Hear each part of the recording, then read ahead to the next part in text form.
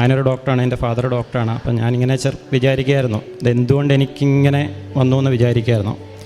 അപ്പോഴെല്ലാം എനിക്കിങ്ങനെ ഒരു വചനം ഇങ്ങനെ മനസ്സിലോട്ട് വരുമായിരുന്നു. അതായത് യോഹന്നാൻ്റെ സുവിശേഷം 9-ാം അധ്യായത്തിൻ്റെ 1, 2, 3 വചനങ്ങൾ. അതായത് ശിഷ്യന്മാർ ഈശോയോട് ചോദിക്കുന്നുണ്ട്, ഇവൻ ഒരു അന്ധനെ കാണുമ്പം ചോദിക്കുന്നുണ്ട്, ഇവൻ അന്ധനായിരിക്കുന്നത് ഇവൻ്റെയോ ഇവൻ്റെ മാതാപിതാക്കളുടെ പാപം മൂലമാണോ എന്ന് ചോദിക്കുന്നുണ്ട്. അപ്പം ഈശോ പറയുന്നുണ്ട്, ഇവൻ്റെയോ ഇവൻ്റെ മാതാപിതാക്കളുടെ പാപം മൂലമല്ല, പ്രത്യേക ദൈവത്തിൻ്റെ പ്രവൃത്തികൾ ഇവനിൽ പ്രകടമാകാൻ വേണ്ടിയാണ് ഇവൻ അന്ധനായി ജനിച്ചതെന്നും പറഞ്ഞു.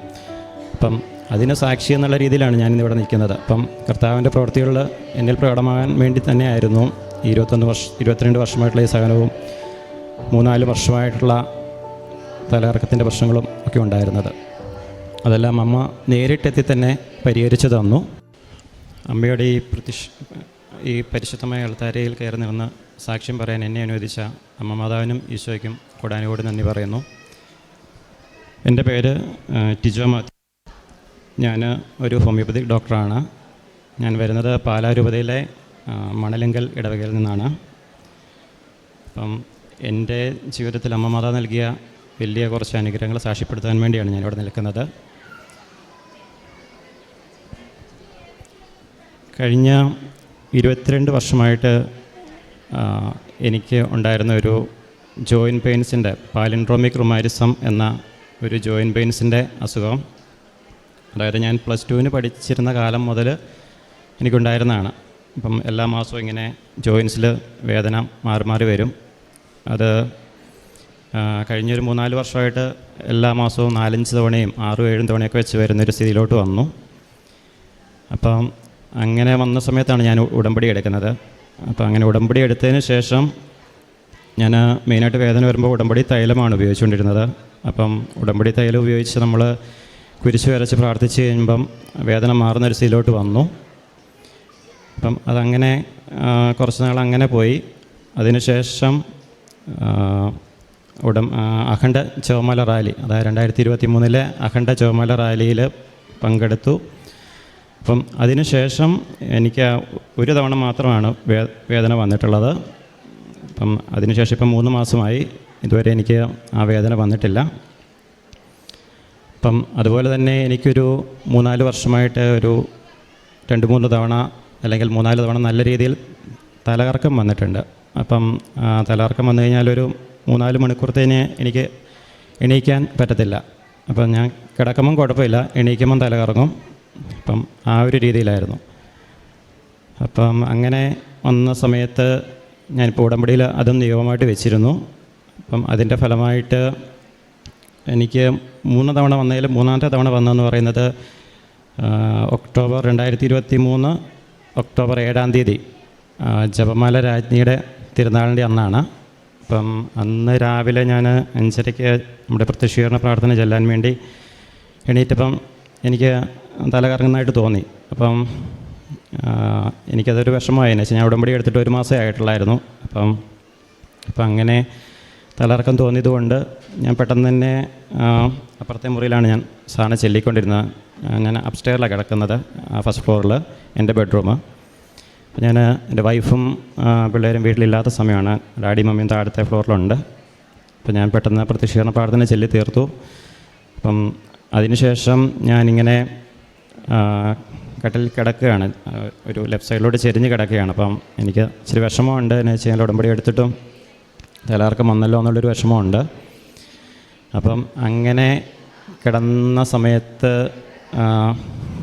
എനിക്കൊരു 6:30 മണിയായ സമയത്ത് വീട്ടിൽ വേറെ ആരുമില്ല, ഡാഡി മമ്മീനെ പള്ളിയിൽ കൊണ്ടുവിടാൻ വേണ്ടി പോയിരിക്കുകയാണ്. അപ്പം എൻ്റെ കാലിൽ ഇങ്ങനെ ആലോ തിരുമുന്ന പോലെ ഒരു തോന്നൽ എനിക്ക് തോന്നി. അപ്പം ഞാൻ വിചാരിച്ചത് എനിക്ക് വെറുതെ തോന്നുന്നതെന്ന് വിചാരിച്ചു. അപ്പം കുറച്ച് കഴിഞ്ഞപ്പോൾ എനിക്കെൻ്റെ നെറ്റിയിലാടോ ഇങ്ങനെ തിരുമുന്ന പോലെ തോന്നി. അപ്പം ഞാൻ ശരിക്കും ഒന്ന് പെട്ടെന്ന് ലെഫ്റ്റ് സൈഡിലോട്ട് ഞാൻ തിരിഞ്ഞാണ് കിടക്കുന്നത്. അപ്പം ഞാൻ പെട്ടെന്ന് ഞാനൊന്ന് ഞെട്ടി എൻ്റെ കൈ കൊണ്ടൊന്ന് തട്ടി മാറ്റി. അപ്പം അങ്ങനെ ഞാനൊന്ന് തിരിഞ്ഞു നോക്കുമ്പം ബാക്ക് സൈഡിലൊരു കസേരയിൽ കൃപാസന മാതാവ് ഇരിക്കുന്നു. അപ്പം ഞാനൊരു കുറച്ച് സെക്കൻഡ് അമ്മയെ കണ്ടുള്ളൂ. പക്ഷേ എന്നെ തൊട്ടതും എൻ്റെ കൈ തിരിച്ച് ടച്ച് ചെയ്തതുമൊക്കെ ഞാൻ കറക്റ്റ് അറിഞ്ഞിട്ടുണ്ട്. അപ്പം അങ്ങനെ അത് കഴിഞ്ഞിട്ടാണ് അഖണ്ഡ ജപമാല റാലി വരുന്നത്. അതിനുശേഷം ഇതുവരെ എനിക്ക് തലകറക്കത്തിൻ്റെ പ്രശ്നങ്ങളോ അല്ലെങ്കിൽ ആ ജോയിൻറ്റ് പെയിൻസിൻ്റെ പ്രശ്നങ്ങളും ഉണ്ടായിട്ടില്ല. അതാണ് എൻ്റെ ജീവിതത്തിലെ ഏറ്റവും വലിയ അനുഗ്രഹമായിട്ട് നൽകിയത്.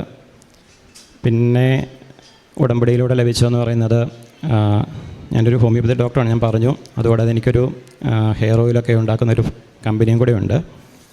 അപ്പോൾ അവിടെ നമുക്കൊരു മെയിനായിട്ട് സ്റ്റാഫ് ഉണ്ടായിരുന്നു. അപ്പം പുതിയൊരു സ്റ്റാഫിനെ അയാൾ മാറിയ സമയത്ത് പുതിയൊരു സ്റ്റാഫിനെ നോക്കുമായിരുന്നു. അപ്പം നമുക്കൊരു പുതിയൊരാളെ കിട്ടുന്നില്ല, 2-3 മാസമായിട്ടും കിട്ടുന്നില്ല, നമുക്ക് സ്യൂട്ടാവുന്ന ഒരാളെ കിട്ടുന്നില്ലായിരുന്നു.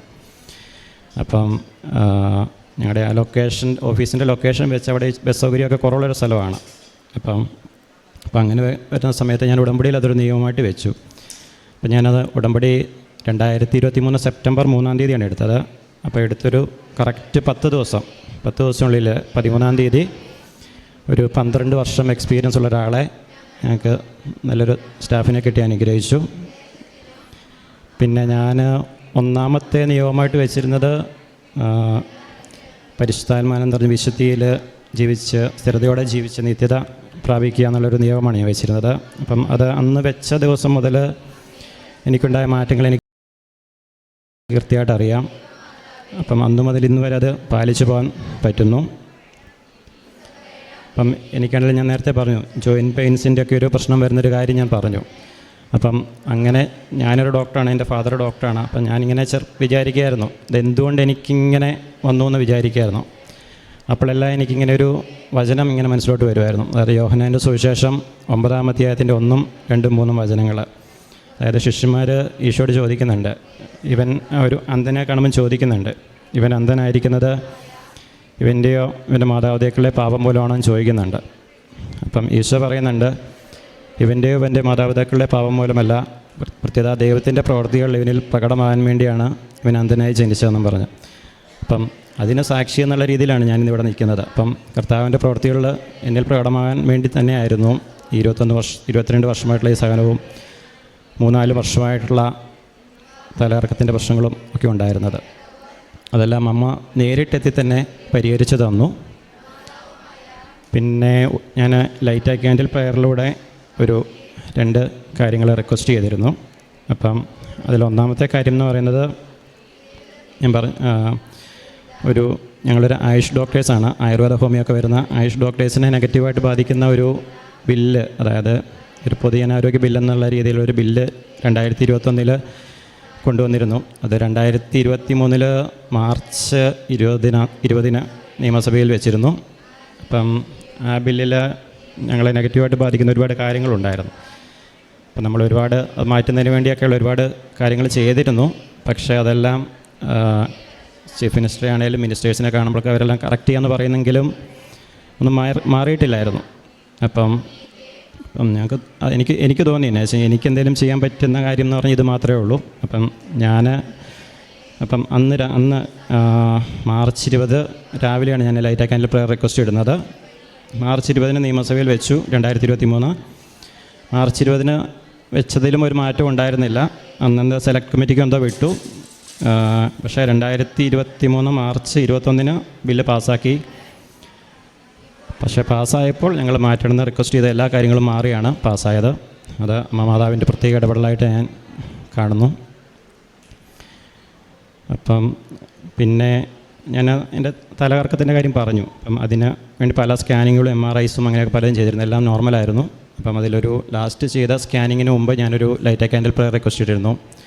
അതായത് കൈരോട്ടിഡ് ആൻഡ് വെർട്ടിബിൾ ആർട്ടറീസിൻ്റെ ഡോപ്ലർ സ്കാൻ ചെയ്യുന്നതിന് മുമ്പ് 2023 നവംബർ 8-ാം തീയതി 6-ാം തീയതി റിക്വസ്റ്റ് കൊടുത്തത്, 8-ാം തീയതി ആയിരുന്നു എൻ്റെ സ്കാന്. എല്ലാം ഓക്കെ ആയിരുന്നു.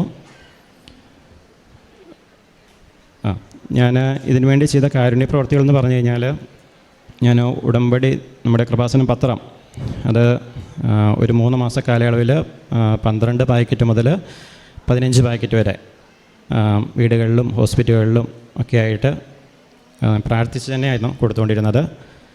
പിന്നെ ഞങ്ങളുടെ അടുത്ത് അഗതി മന്ദിരം ഉണ്ടായിരുന്നു, ഓൾഡ് ഏജ് ഹോം ഉണ്ട്. അവിടെ പോയി അവരെ വിസിറ്റ് ചെയ്യുകയും അവർക്ക് ഭക്ഷണം ഓരോ തവണ നമ്മൾ എന്തെങ്കിലും ഫുഡ് വാങ്ങിച്ചു കൊടുക്കുകയൊക്കെ ചെയ്യും. പിന്നെ പറ്റുന്ന രീതിയിലുള്ള സാമ്പത്തിക സഹായങ്ങൾ ആളുകൾക്ക് ചെയ്തിരുന്നു. പിന്നെ രോഗികളെ സന്ദർശിക്കാൻ ഹോസ്പിറ്റലിൽ പോയിരിക്കുന്നു. പിന്നെ അരമണിക്കൂർ ഡെയിലി ബൈബിൾ വായന, അങ്ങനെയുള്ള എല്ലാ കാര്യങ്ങളും 2 ആഴ്ച കൂടുമ്പോഴുള്ള കുമ്പസാരം എല്ലാം കറക്റ്റായിട്ട് തന്നെ ചെയ്തു പോന്നിരുന്നത്. ഒരുപാട് അനുഗ്രഹങ്ങൾ, അതായത് ചെറുതും വലുതുമായിട്ടുള്ള ഒരുപാട് അനുഗ്രഹങ്ങൾ അമ്മ മാതാവ് തന്നിട്ടുണ്ട്. അപ്പം ഇത്രയും വലിയ അനുഗ്രഹങ്ങൾ തന്ന അമ്മ മാതാവിനും ഈശോയ്ക്കും 1000 കോടാനുകോടി നന്ദി.